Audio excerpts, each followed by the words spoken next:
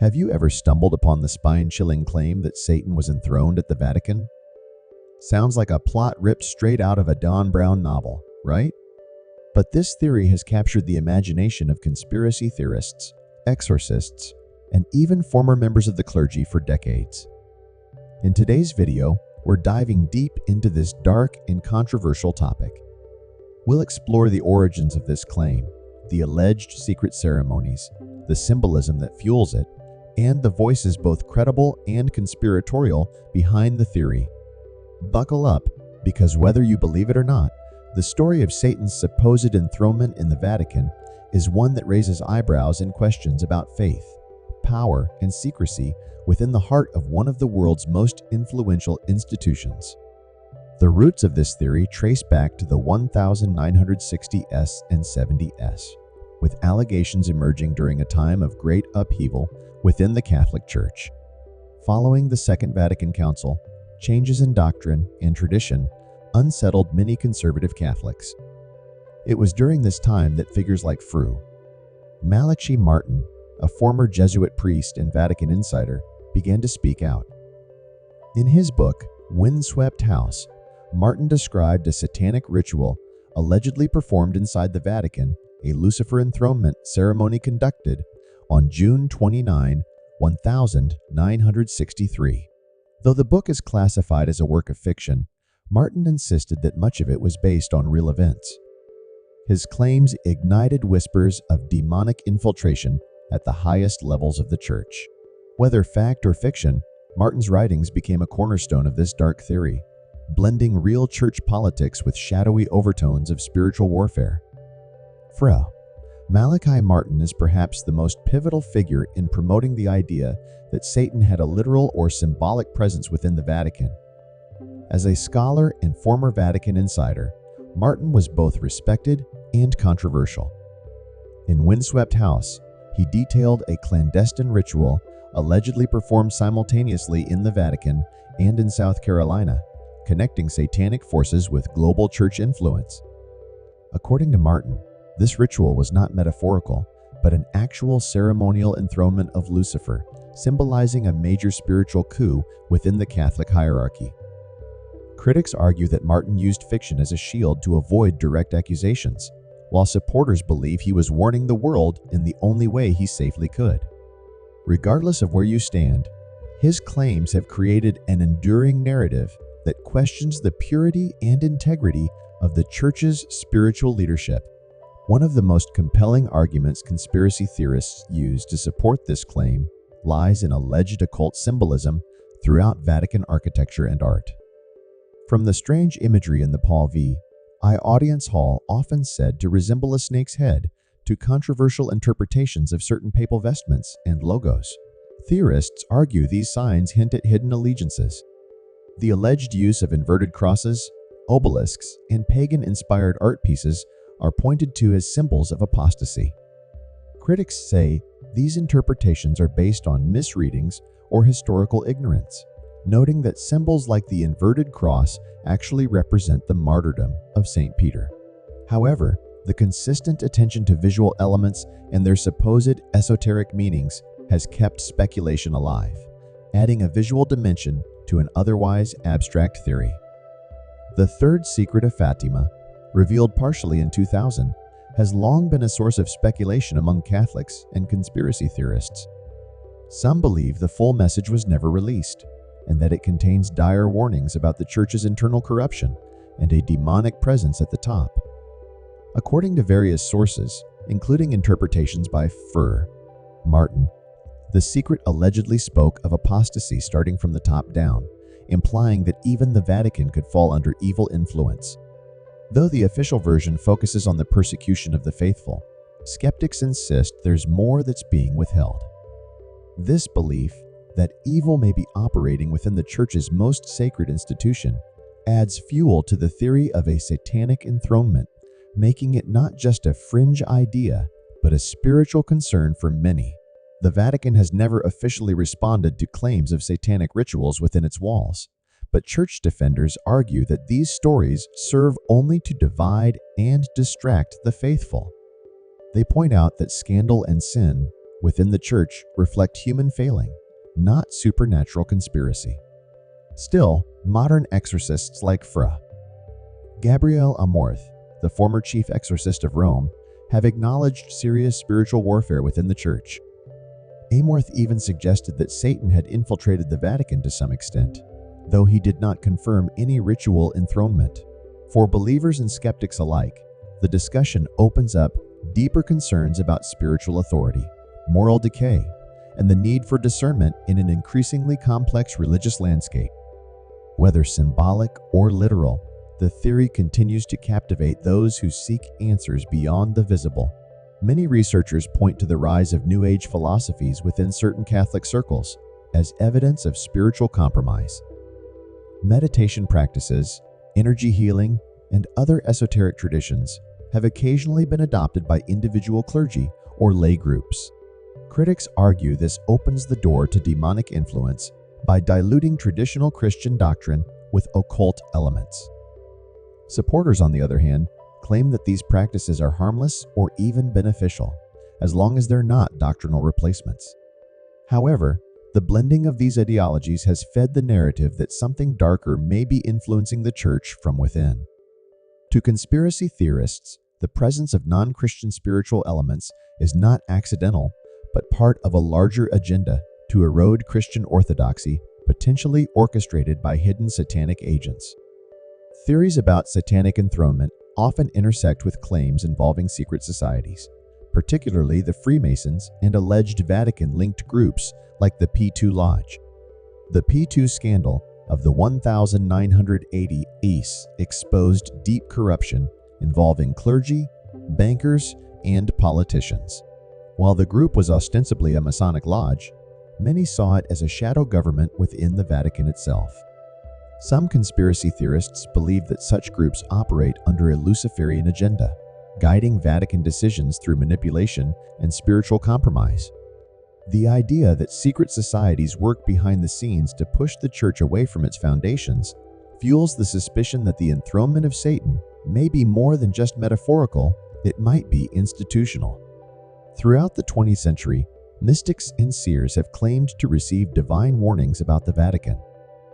Apparitions like those at Akita, La Salette, and even alleged private revelations speak of a time when evil would ascend within the Church hierarchy. Some of these messages specifically mention bishops opposing bishops and darkness within the sanctuary. Though the Church has not formally endorsed many of these visions, believers see them as spiritual red flags warnings about the kind of satanic enthronement described by Frere Martin. These mystical insights, taken together with global church scandals, reinforce the belief that a dark presence may have indeed found its way into the Vatican. While religious art is often rich in symbolism, some observers claim certain Vatican installations go beyond the merely symbolic. The resurrection sculpture behind the Pope's audience stage has drawn particular attention. Critics say the chaotic, twisted figure resembles demonic imagery more than Christian resurrection themes. Similarly, various paintings and murals depict creatures or figures that some claim have occult significance. Whether these interpretations are overreactions or legitimate warnings is debatable, but they undeniably contribute to the aura of mystery and suspicion surrounding Vatican aesthetics. For theorists, this is not simply a matter of taste. It's evidence of a deeper spiritual infiltration. Multiple whistleblowers and former clergy have spoken of underground occult practices occurring within church circles. While many of these claims are unverifiable, they often describe rituals involving black masses, blood offerings, or desecration of sacred symbols. Some accounts even allege the involvement of high-ranking church officials in such ceremonies. These shocking accusations lend weight to the theory that satanic elements may not just symbolically, but actively operate within the Church's spiritual core. The lack of formal investigation into these allegations frustrates many believers, reinforcing the idea that powerful forces are deliberately covering up the truth. Beyond Malachi Martin, other insiders such as Frere, Luigi Villa, and Archbishop Carlo Maria Vigan have voiced grave concerns about the Church's direction. While not all have spoken of satanic enthronement directly, Their accusations of infiltration, corruption, and moral decay are deeply aligned with the theory. These figures describe a Vatican culture increasingly tolerant of secularism and sin, which, according to them, opens the door to greater spiritual compromise. Their testimonies, though controversial, are often cited as credible by those who believe the Vatican has been spiritually hijacked. Scandals such as the widespread abuse crisis have caused many to question whether there's a deeper, darker spiritual cause behind them. To those who believe in the enthronement theory, these tragedies are not isolated or purely human failings. They are spiritual manifestations of a church under satanic influence. The systemic nature of cover-ups, combined with a seeming lack of accountability, strengthens the argument that evil has been allowed to thrive within the institution. For believers in this theory, these scandals are not the disease, but the symptom of a much more serious spiritual corruption. Mainstream media often paints conspiracy theorists as extremists, but critics argue that selective coverage and ridicule prevent serious concerns from being addressed. The enthronement theory is frequently dismissed without real engagement, and the media's role in downplaying or ignoring deeper church issues is seen by believers as intentional. Some go further, claiming that media institutions are complicit in protecting elite networks tied to spiritual corruption. Whether or not that's true, the media blackout on serious ecclesiastical critiques only adds more weight to suspicions of a grander, hidden agenda. Pope Francis, admired globally for his progressive views, has also drawn sharp criticism from traditionalist Catholics. Critics argue that his openness to interfaith dialogue, environmentalism, and ambiguous doctrinal statements reflect a shift away from traditional Catholic teachings. For some, these reforms are not just political, they are spiritual betrayals influenced by darker forces. Although Pope Francis has never endorsed any unorthodox theology, his papacy is seen by some as symbolic of the Church's alleged spiritual descent. Exorcists like Fra Amorth and others have repeatedly stated that evil forces are at work, not just in the world but within the Church itself. While they stop short of confirming satanic enthronement, they acknowledge that demonic influence can infiltrate religious institutions. Their testimonies, based on decades of experience battling evil, lend spiritual legitimacy to the idea that the Church may be under siege from within. These voices are rarely highlighted, but provide powerful insight into the spiritual battle that may be raging unseen. Many enthusiasts of Catholic eschatology, end times prophecy, point to this theory as a possible fulfillment of apocalyptic scripture. Warnings about a great apostasy or man of sin rising within the temple of God have long intrigued theologians. To some, the idea of satanic enthronement fits these descriptions disturbingly well. Whether viewed through the lens of the Bible or Marian apparitions, there's a sense that these events are not just political or institutional. They are cosmic, part of a larger battle between divine and demonic forces. Not all Catholics accept this theory, but many acknowledge the seriousness of spiritual decay within the Church. Rather than dwell on conspiracies, some are turning to deeper prayer, fasting, and acts of reparation to combat what they see as spiritual attacks on their faith. Rosary rallies, Eucharistic adoration, and traditional devotions have resurged, especially among younger Catholics seeking a return to orthodoxy. The theory, even if not fully believed, has reignited a hunger for spiritual purity. Interestingly, even leaders from other religions have commented on the growing crisis within the Catholic Church. Some evangelical leaders view the Vatican with suspicion, aligning with the theory that a global religious deception may be underway. Others are more sympathetic, seeing the crisis as part of a broader spiritual challenge facing all institutions. The enthronement theory, while controversial, has prompted global theological discourse about the nature of good and evil in organized religion. The rise of YouTube, Reddit, and independent documentaries has kept this theory alive in the digital age. Countless videos, blogs, and underground forums dissect every papal gesture, ceremony, and symbol, seeking hidden meaning. Some are clearly sensationalized, but others present well-researched, thought-provoking content. These digital platforms have helped spread the theory far beyond traditional circles, especially among younger audiences who are questioning institutional narratives and searching for spiritual truth. Let's ask the chilling question: what if Satan really was enthroned in the Vatican? What would that mean for the Church? For the world? Would it signal the end of the age, or merely the corruption of an institution? The implications are staggering.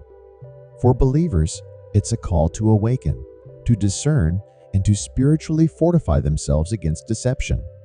Whether literal or metaphorical, the idea forces us to confront the uncomfortable truth that evil often disguises itself within good, and that eternal vigilance is the price of faith. Critics of the enthronement theory argue that much of what is seen as evidence is simply symbolic tradition misinterpreted. The Catholic Church has a long history of using rich and often obscure symbolism, much of which predates even Christianity and was reinterpreted through a theological lens. For example, symbols like the serpent or the inverted cross have specific non-satanic meanings in Catholic theology. But to outsiders, or even concerned insiders, the persistence of such imagery, especially in official Vatican settings, raises questions. The challenge lies in distinguishing traditional Christian symbolism from what could be intentional occult representation. This blurred line keeps the theory alive, as many see these visual elements not as artistic expression, but as spiritual red flags. One often cited aspect of this theory is the drastic change in the Church's liturgy after Vatican II. Latin Mass was largely replaced with the vernacular, altars were turned toward the people, and many traditional rituals were softened or removed. For traditionalist Catholics, these changes marked a spiritual downgrade. Some believe that this shift in sacred practice weakened the Church's defenses, both spiritually and doctrinally, making it more susceptible to infiltration. The idea isn't that the reforms themselves were satanic, but that they created a vulnerability, one that a dark spiritual force could exploit. The loss of sacred reverence, in the eyes of these critics, mirrors the alleged enthronement of something deeply unholy. Over the years, the Vatican Bank has been implicated in numerous financial scandals involving money laundering, mafia connections, and offshore accounts. While these may seem like worldly issues, conspiracy theorists argue they are deeply tied to the theory of satanic enthronement. They claim that hidden spiritual rot manifests as moral corruption, especially at the institutional level. The involvement of shadowy figures, secret accounts, and unexplained deaths, such as that of banker Roberto Calvi, found hanging from a London bridge, adds to the theory that something sinister lurks beneath the Vatican's surface. When Pope Benedict XVI resigned in 2013, the first in nearly 600 years, it shocked the world. His departure and the subsequent election of Pope Francis created a rare situation: two living popes. Some theorists link this unusual event to the satanic enthronement theory. They suggest that Benedict, known for his doctrinal conservatism, was pressured to resign by forces opposed to his vision, possibly even the dark spiritual forces allegedly operating within the Vatican. Some believe he remained the true pope in a spiritual sense, while Francis's papacy represents the reign of the false shepherd, as foretold in prophecy. Though highly controversial, this idea has gained traction in traditionalist Catholic circles. Did you know the Vatican owns one of the most advanced astronomical observatories in the world? Located in Arizona and operated in partnership with several institutions, this observatory has sparked its own share of rumors. What piqued conspiracy theorists' interest was the presence of a telescope named LUCIFER, actually an acronym from a German partnership nearby. Though not owned by the Vatican, the association was enough to stir imaginations. The idea of the Church looking to the heavens with equipment named after the fallen angel has added yet another layer to the Satan in the Vatican narrative, even if the connection is largely circumstantial. In Catholic theology, the Eucharist is the literal body of Christ. Therefore, any abuse or desecration of the Eucharist is considered a grave spiritual offense. Over the past few decades, Reports of Eucharistic sacrilege, including black masses, where consecrated hosts were stolen and desecrated, have fueled fears of satanic infiltration. Some insiders claim that the lax enforcement of reverence and safeguards has enabled these acts to increase. For those who believe in the enthronement theory, these incidents are not just isolated crimes, but signs of a deeper loss of spiritual authority and protection within the church. Several high-profile deaths and disappearances involving church officials, whistleblowers, and journalists have raised eyebrows. One of the most infamous is the disappearance of Emanuela Orlandi, a Vatican citizen whose case remains unsolved decades later. Some believe her disappearance is tied to a secret network of abuse and occult practices. There are also unexplained deaths of Vatican auditors, reformers, and others who were investigating financial and moral corruption. While official explanations abound, skeptics argue these silences are intentional, orchestrated by those seeking to maintain a satanic stronghold within the Holy See. The Vatican has increasingly participated in interfaith events, including prayers with leaders from non-Christian religions. While these efforts promote peace, some traditionalists believe they compromise Catholic doctrine. More radical voices suggest these interfaith gatherings represent a shift toward a one-world religion, an idea closely tied to apocalyptic prophecy and the enthronement of a false spiritual order.